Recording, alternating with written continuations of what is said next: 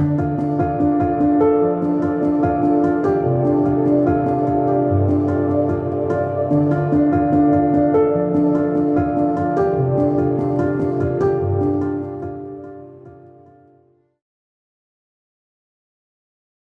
everyone and welcome back to the George Collection. I'm Rachel Rightside Blonde.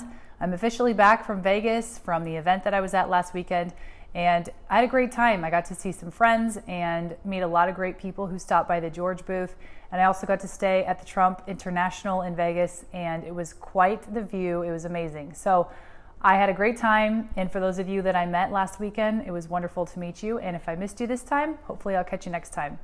Today marks episode 78.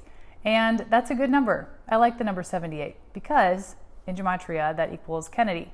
It also equals October, and it also equals start. So let's talk about the number 78 and let's talk about the month of October as it pertains to George.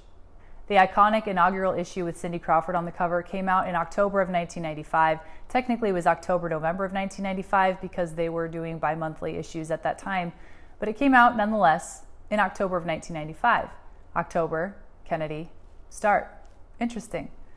What's really interesting to me, however, is that every October after the inaugural issue had an anniversary banner on it. So there was the first anniversary, second anniversary, third anniversary, and then unfortunately the fourth anniversary issue from the October issue was the JFK Jr. tribute issue. That was October of 1999.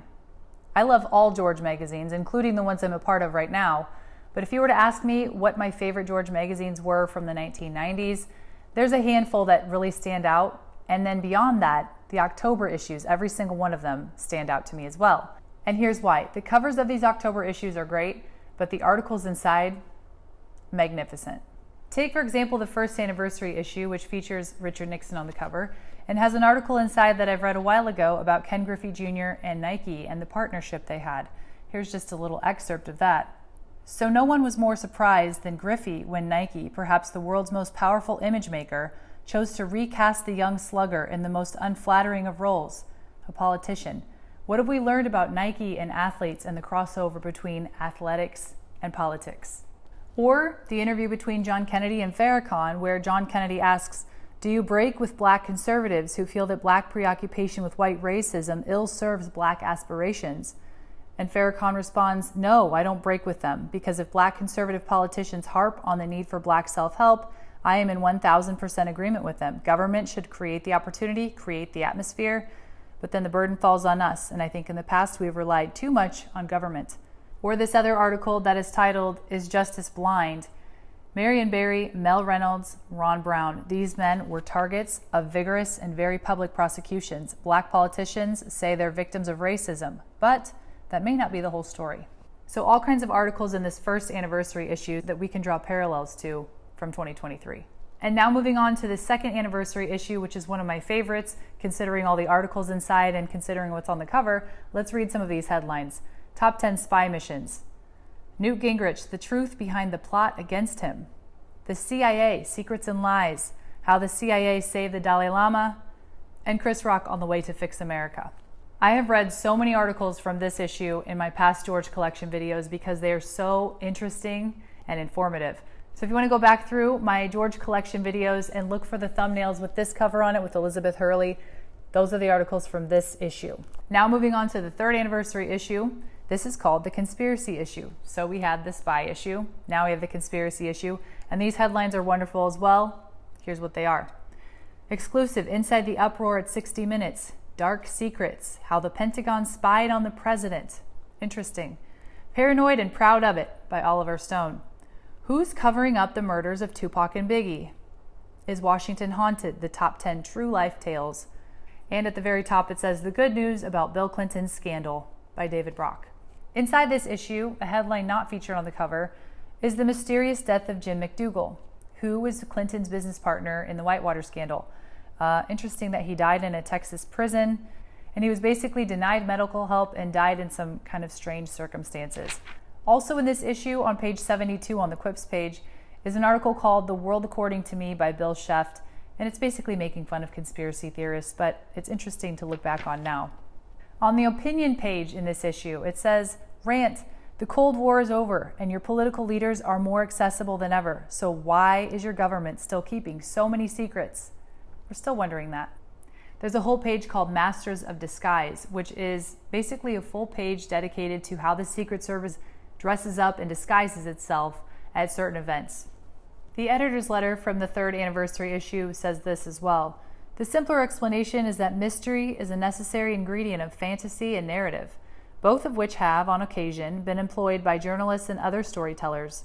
What better way to give meaning to random and confounding events than to bind them through conjecture as fruits of a shadow plot? It can be comforting when one is blindsided by a pitiless, quote, act of God to assign responsibility to those made of flesh and blood. And it also says, rounding out these selections are a list of the FBI's greatest unsolved crimes, Oliver Stone's rumination on the role of conspiracy in history, and the intriguing mystery of how the correspondents of the wildly successful 60 Minutes balance their egos and ambition at a time when their unique franchise is threatened as never before. Believe it or not.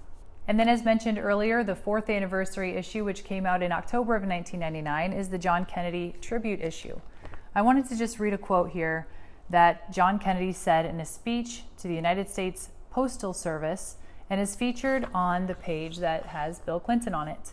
It says, "To me, politics is not merely pulling a lever on Election Day or covering a debate on Capitol Hill. Politics is also about personalities and ideas. It's about triumph and tragedy, comedy and farce. It's about the pursuit of power and the price of ambition for its own sake and for something larger. Politics is all about human foibles and frailties of great men and women. It is a stage on which the mighty often stumble, the disgraced are often redeemed, and today's long shot can be tomorrow's comeback kid." So those are all of the October issues that were released when John Kennedy was still a part of George, all of the anniversary issues. And what I find interesting is that all of those issues seem to push out a lot of very critical and delicate information that maybe certain people wouldn't want the public to know, information that would cause the public to do a little digging and maybe some research on their own.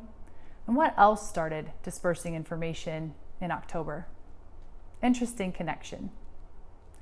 That does it for this episode of the George Collection. Thank you so much for watching. Have a great week, and I'll see you next time.